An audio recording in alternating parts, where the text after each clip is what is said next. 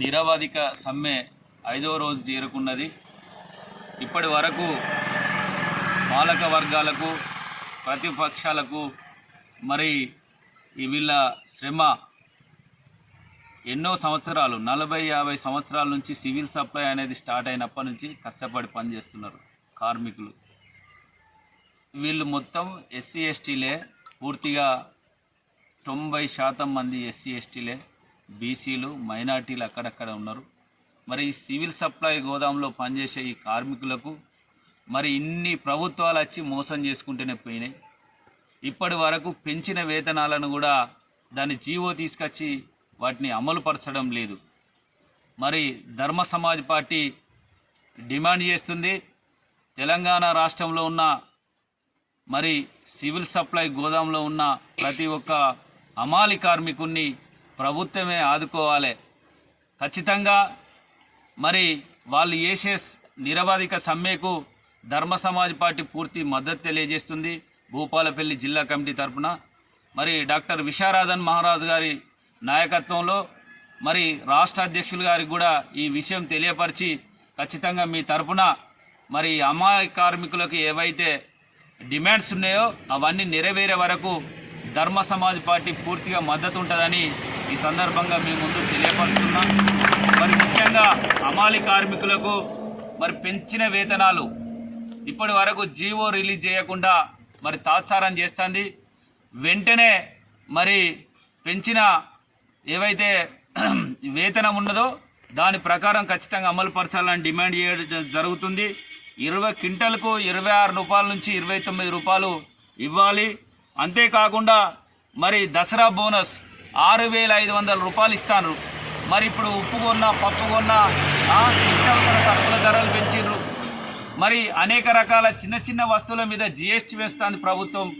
మరి కష్టపడి పనిచేసే కార్మికుడు మరి చెమటను రక్తం చేసుకునే కార్మికుని దగ్గర మరి వీళ్ళను మాత్రం కష్టించి పనిచేసేటోళ్ళకు మాత్రం పైసలు పెరగడం లేదు. మరి ఇది దుర్మార్గమైన చర్య. ఖచ్చితంగా దసరా బోనస్ కూడా వీళ్లకు 6,500 నుంచి మరి 10,000 రూపాయలు ఇవ్వాలని డిమాండ్ చేస్తున్నాం. అంతేకాకుండా మరి వీళ్ళకు డ్రెస్ కోడ్ ఉంటుంది, పండగ డ్రెస్సులు ఇస్తారు. మరి ఆ డ్రెస్ కోడ్ కుట్టించుకోవడానికి కూడా 1,300 రూపాయలు చెల్లించాలని ఈ సందర్భంగా డిమాండ్ చేస్తున్నాం. మరి ప్రతి హమాలి కార్మికునికి ఈఎస్ఐ మరియు ఇన్సూరెన్స్ వర్తించేటట్టు ఖచ్చితంగా ప్రభుత్వం చర్యలు తీసుకోవాలని ఈ సందర్భంగా డిమాండ్ చేస్తున్నాం. మరి ఏదైతే వయస్సు అయిపోయి రిటైర్మెంట్ అయిన వాళ్ళు మరి కష్టపడి పనిచేసిరు, బస్తాలు మోస్తారు, వాళ్ళు వేరే పని చేయలేరు. ఖచ్చితంగా కుటుంబాన్ని గుర్తించి మరి వాళ్ళు ముసలి వాళ్ళు అవుతారు కనుక వాళ్ళని ఆదుకోవాల్సిందిగా ప్రభుత్వాన్ని డిమాండ్ చేస్తున్నాం. ఖచ్చితంగా వాళ్లకు ప్రతి నెల 10,000 రూపాయలు చెల్లించాలని డిమాండ్ చేస్తున్నాం. అంతేకాకుండా హమాలి కార్మికులు మరి 40 సంవత్సరాల నుంచి వీళ్ళు పనిచేస్తారు. ఇప్పటి వరకు ప్రభుత్వం వాళ్ళను ఉద్యోగులుగా చేర్చుకుంటలేదు.